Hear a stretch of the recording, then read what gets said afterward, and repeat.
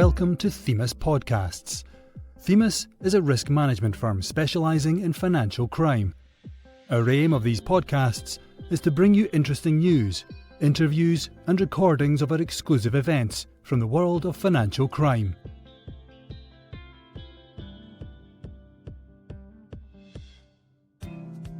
The Key Man. Philanthro-capitalism gone wrong.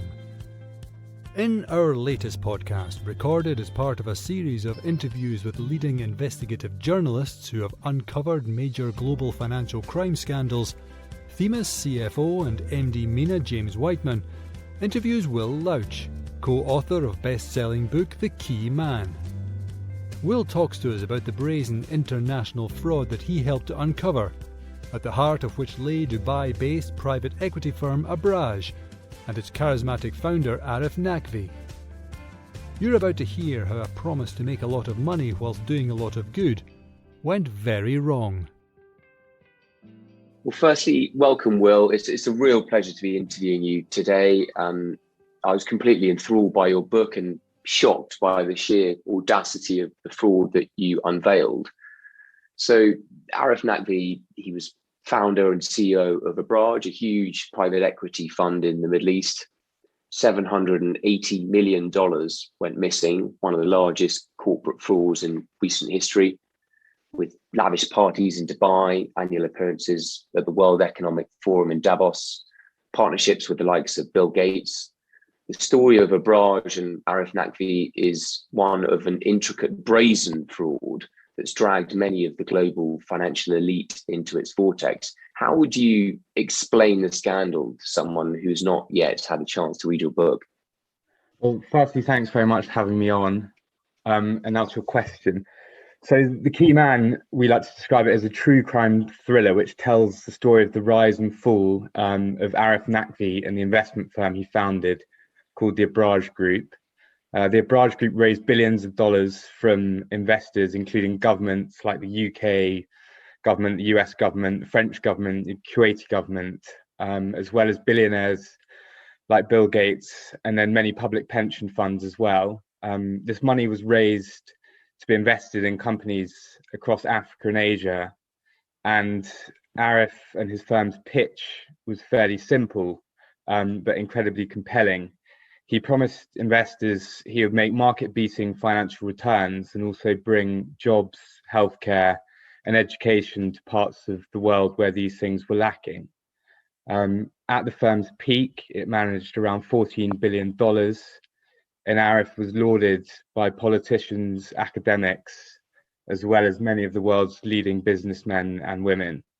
Then in early 2018, it all started to go wrong.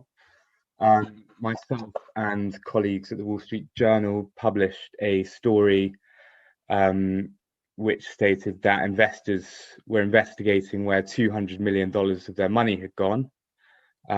Within a matter of months, the firm had filed for liquidation.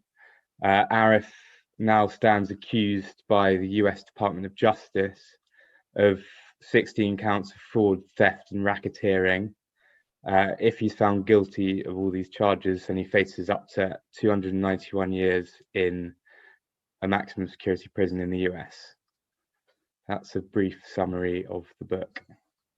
So there's some pretty crazy statistics in there. I mean, how was he able to get away with this? I mean, it seems that he managed to conceal what was actually pretty dire financial situation for years.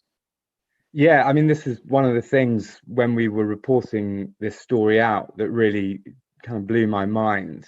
The firm, according to provisional liquidators who carried out an analysis of the firm's finances, basically discovered that Abraj was practically insolvent from 2014 on.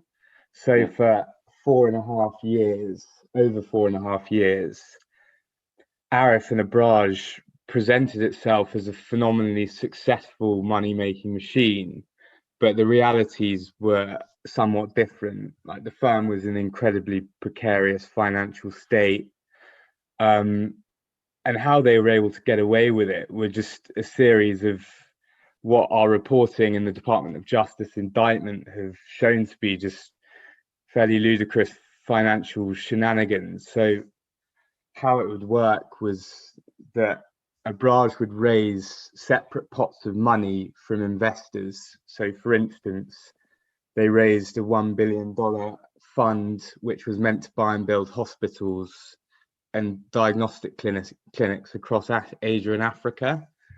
And so they'd raise this money for this specific purpose, and it was meant to be kept segregated.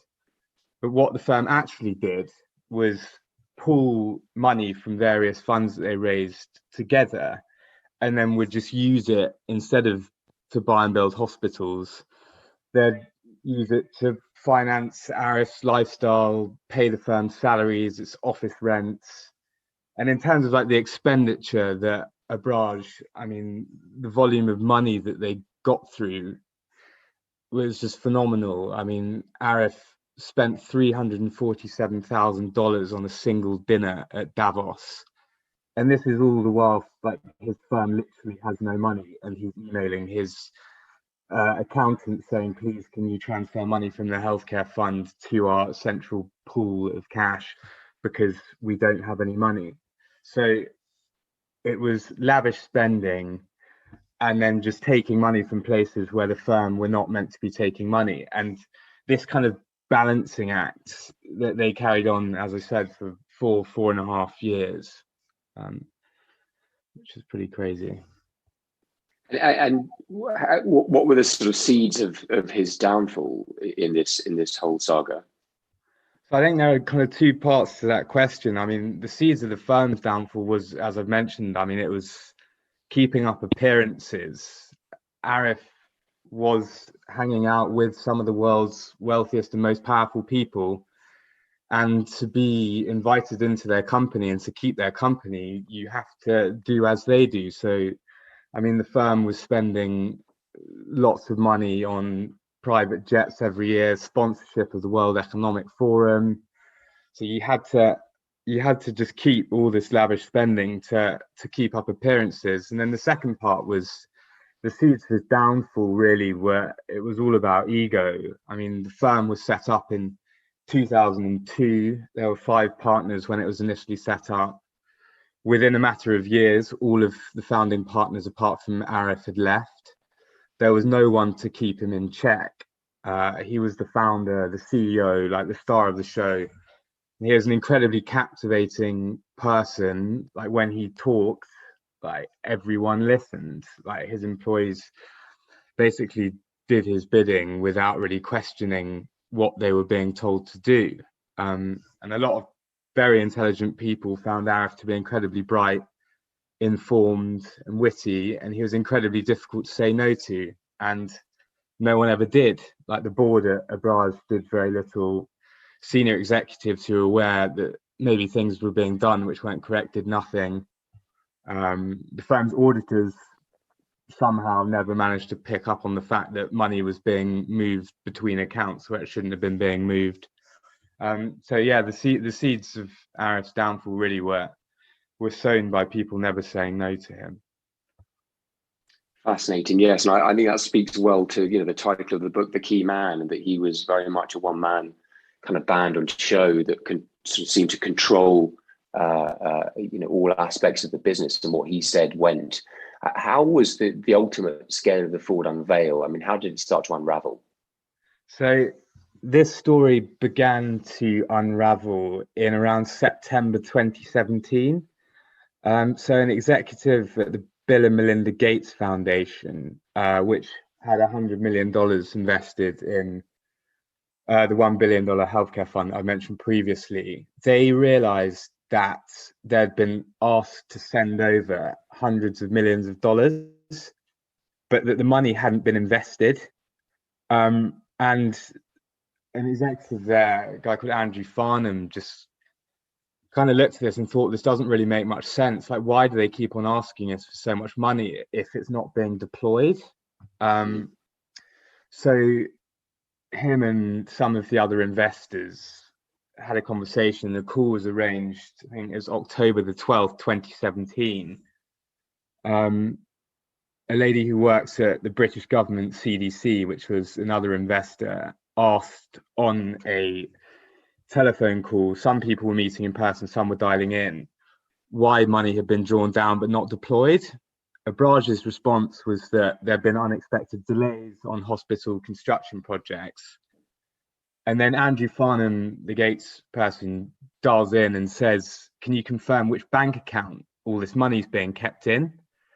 And a Abraj employee responds saying the money is being kept in a Cayman Island bank account. And Andrew was astonished at this response and was like, hang on a sec, you told me in September that the bank it was being kept in was the Commercial Bank of Dubai, not the Cayman Islands bank account. And so all of the investors on the call are just thinking, oh my God, like how has the Abraj managed to misplace $200 million of our money? And so they then ask Abraj for bank statements. Abraj won't give them bank statements. And they're thinking, oh God, we've got a serious problem here. Our money has literally disappeared. Or if it hasn't disappeared, then this firm, which says that it's, practices best practices in terms of corporate governance, has misplaced significant sums of our cash. So that all kind of runs until about December 2017. And investors clearly aren't happy with the situation, understandably. And then where we come into the story was in January 2018. So the next month after the whole thing has really blown up, a whistleblower sends me an email from an anonymous address. The initial email didn't really contain any particularly interesting information. It just said that a senior executive at Abraj was leaving.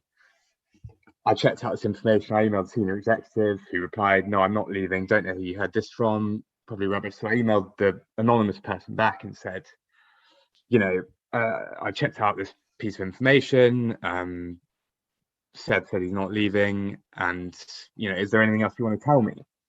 And then the next email I got was, a journalistic gold mine. The anonymous person said, the Gates Foundation and other investors are investigating where $200 million of their money had gone. They said that the firm had been effectively stealing investor money for years.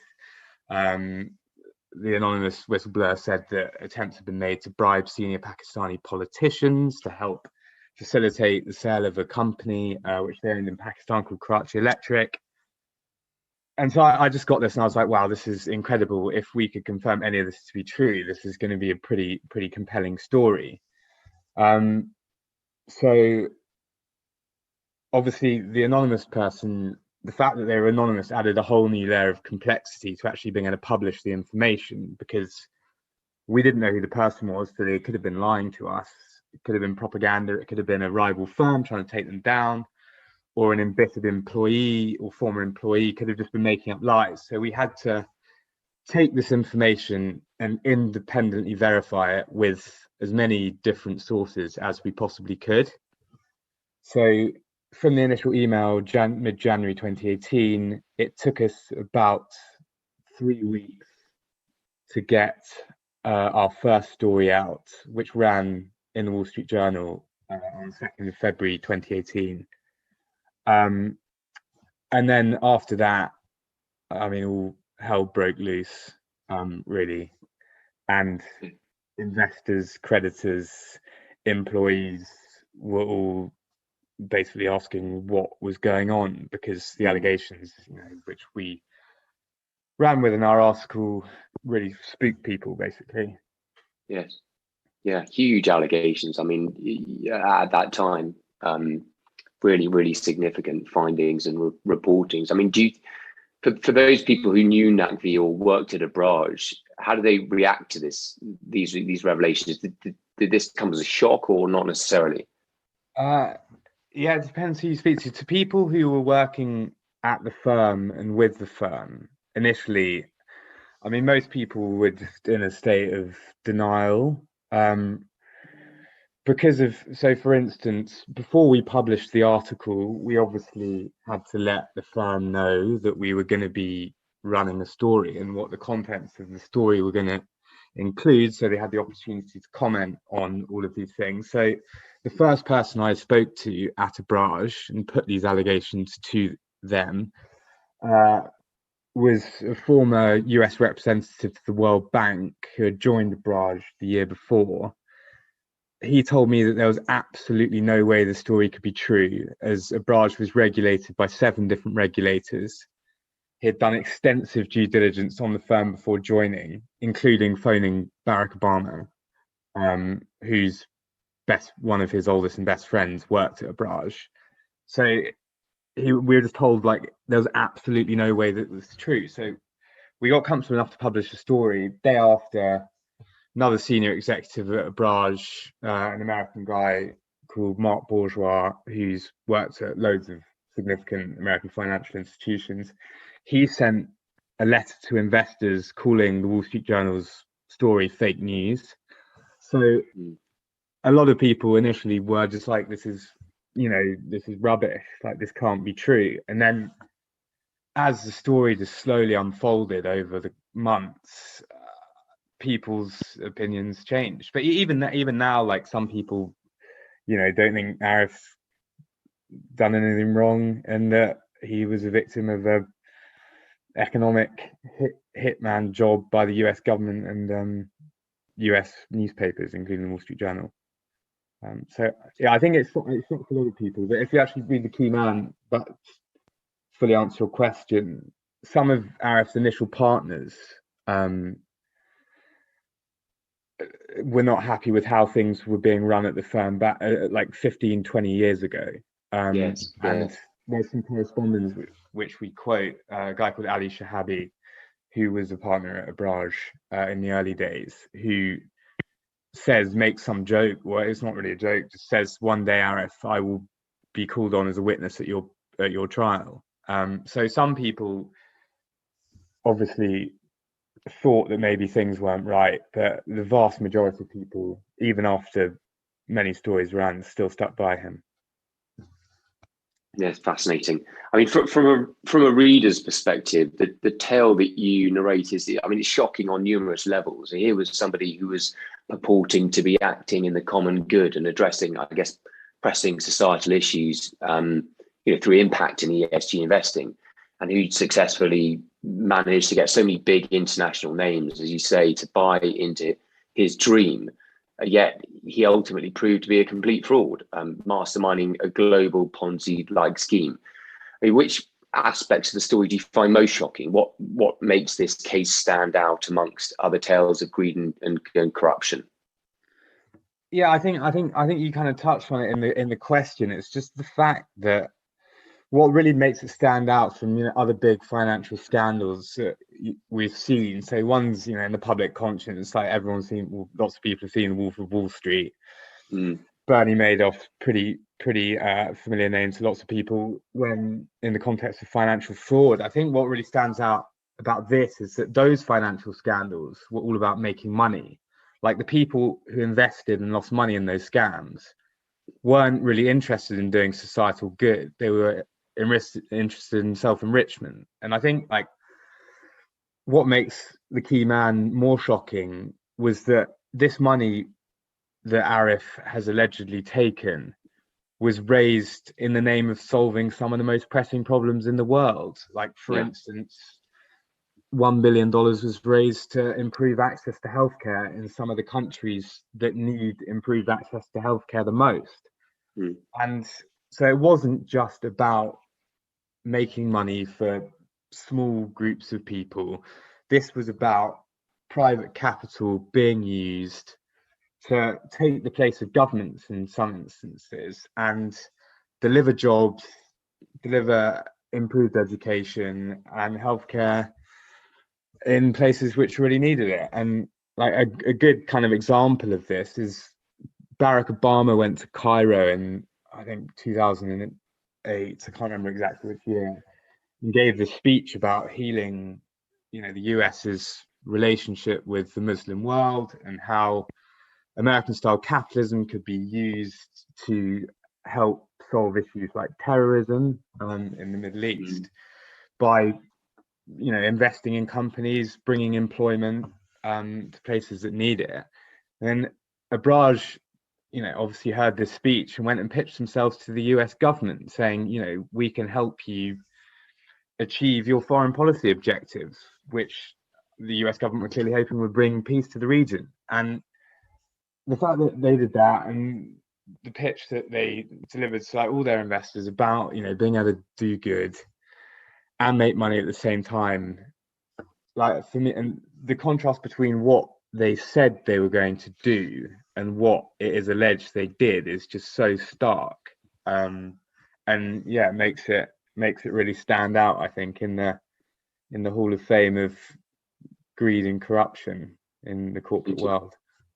Indeed, yeah. It's the irony, as you know, of putting yourself or presenting yourself as wanting to make investors money, provide a good return whilst alleviating poverty, or, you know, investing in ESG such types of investment.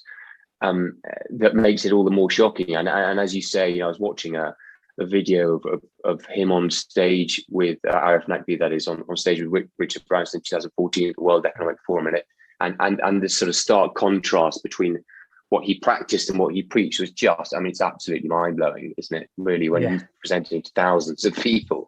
I mean, what lessons do you think has been drawn from the Abraj story around the narrative around global impact investing as a result of this?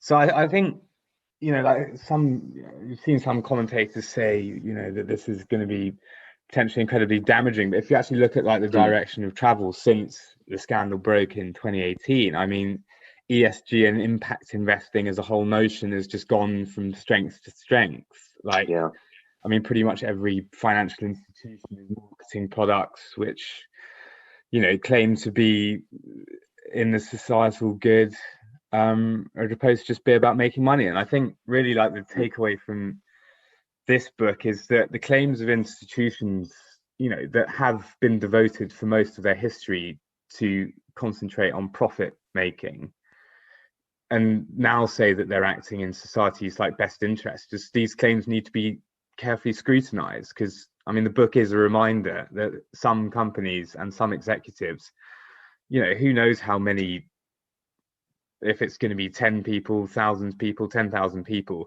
who will use this shift from shareholder capitalism to stakeholder capitalism to profit for themselves.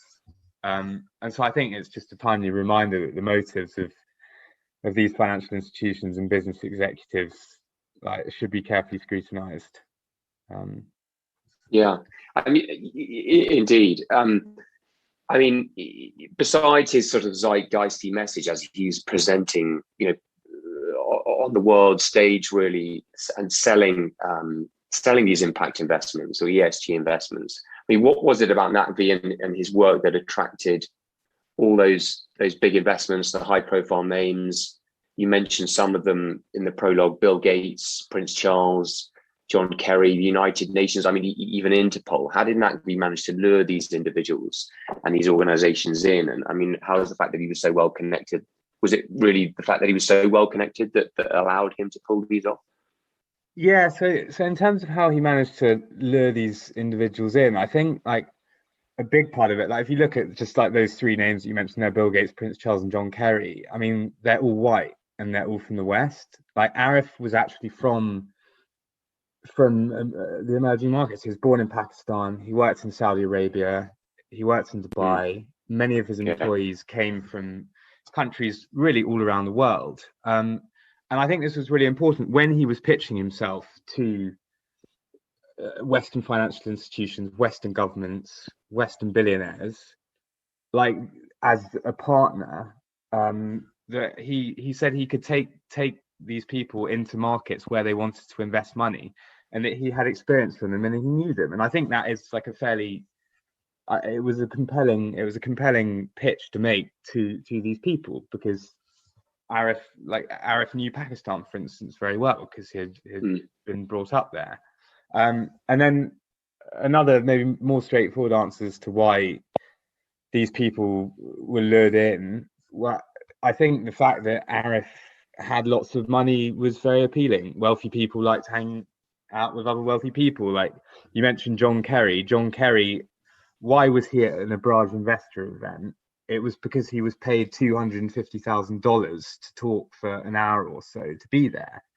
I think that's not a payday that many people would turn down. And then John Kerry, again, after, when he was working out what to do when his time as Secretary of State was up, he held talks with Abraj, and we've been told by people that were involved in the conversations that if he joined Abraj full time or as an advisor, he'd potentially earn millions of dollars a year. So if you want to know why John Kerry was involved with Arif, I mean, the money, I would argue, maybe played a part.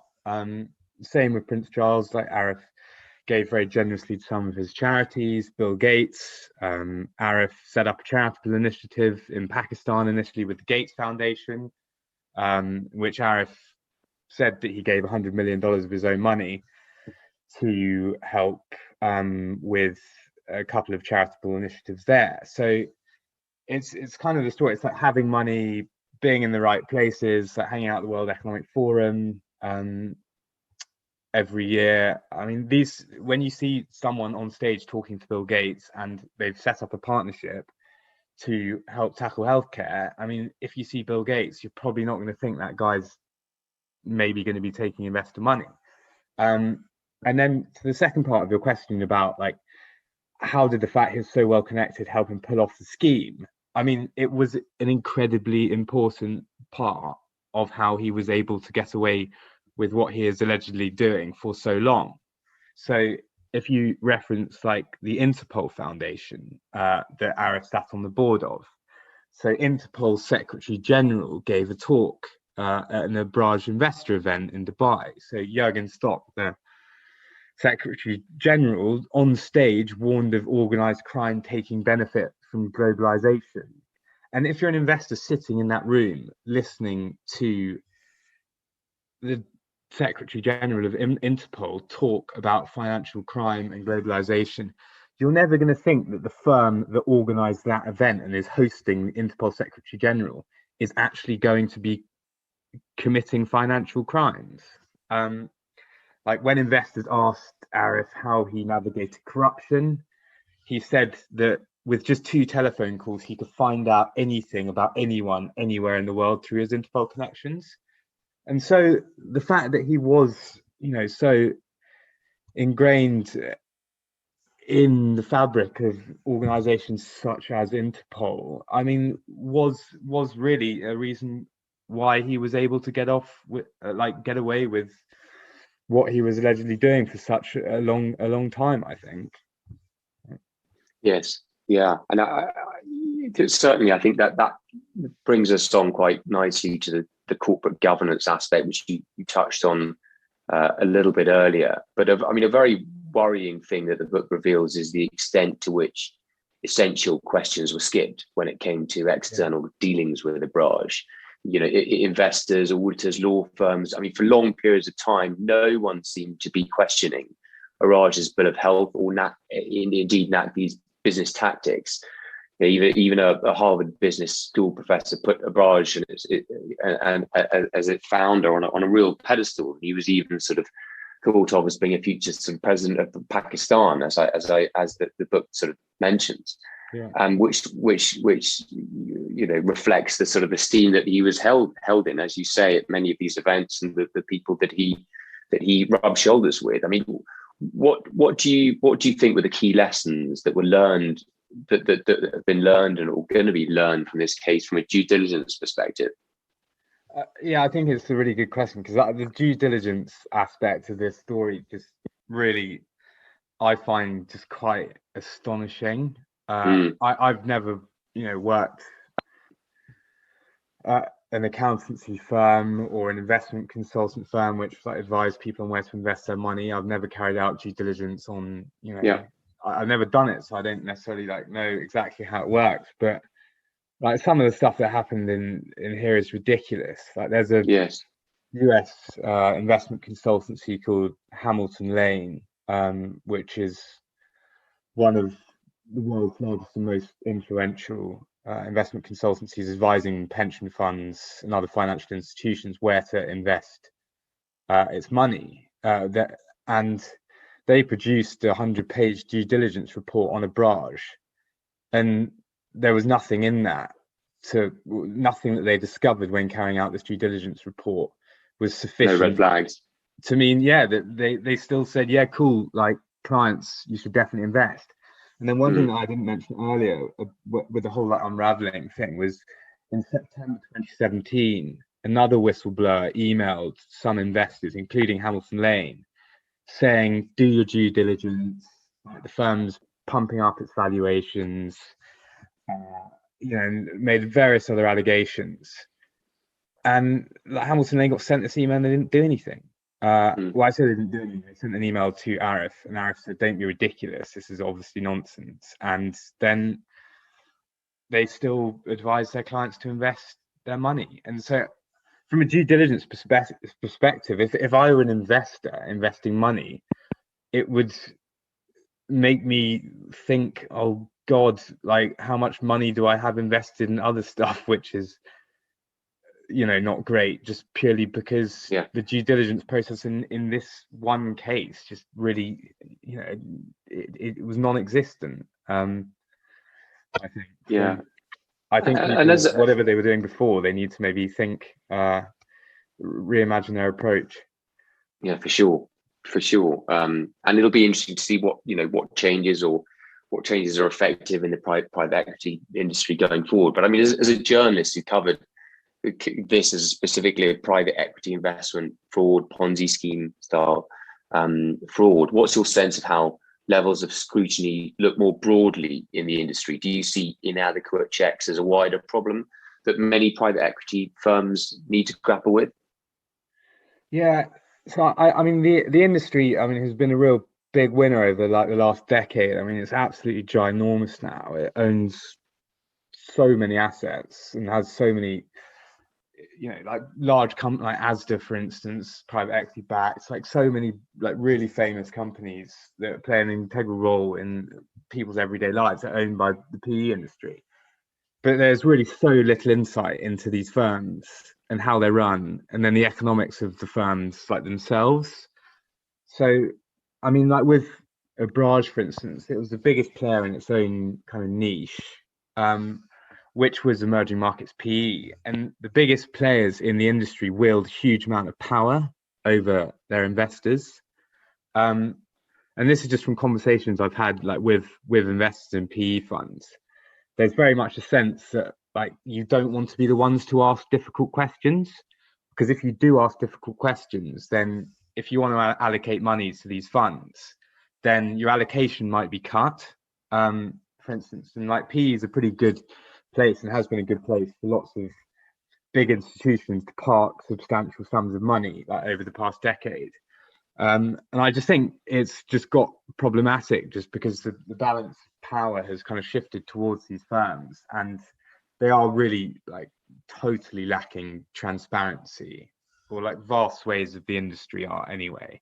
So I think that's something that definitely needs to be looked at. I mean, there was an interesting case in the US involving PE fund called Vista Equity Partners. Maybe that's a story for another time. But yeah, I think the industry really needs to sort itself out in terms of transparency. I think investors need to be willing to ask much more difficult questions, even if it maybe compromises their relationship. Because ultimately, like, you don't want people losing the money of pension funds which manage money for teachers in Texas, for instance, like, which was an investment in Branch.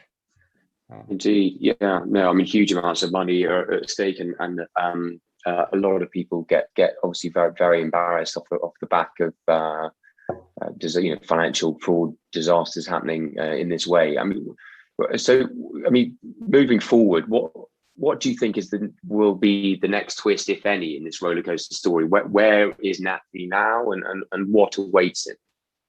So Arif's still currently under house arrest in his home in Kensington, in London.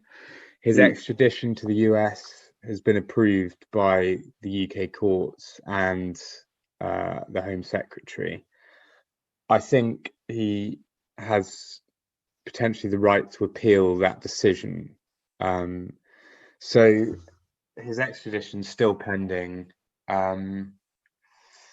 If he ends up getting extradited, then he'll face trial, and the courts will decide whether he's guilty or not. And it's worth adding at this point that Arif denies all charges that he's been accused of.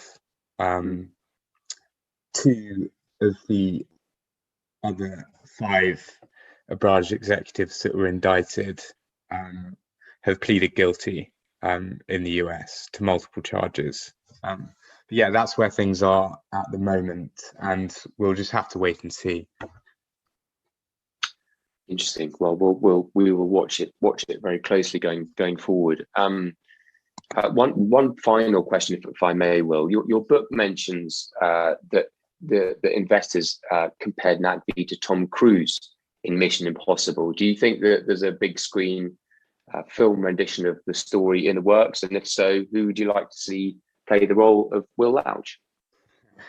Good question. Yeah, well, I mean, we'd love for the story to be made into a film, and I think it would potentially be a good and exciting piece of work. Yeah, maybe some more news on that in the coming weeks. And as to who I would like to play me, good question. I have absolutely no. To be perfectly honest, I'd probably rather keep myself off screen. I like to keep a low profile, so the problem with this screen might be a bit scary for me, I think. Maybe I'll play myself, actually.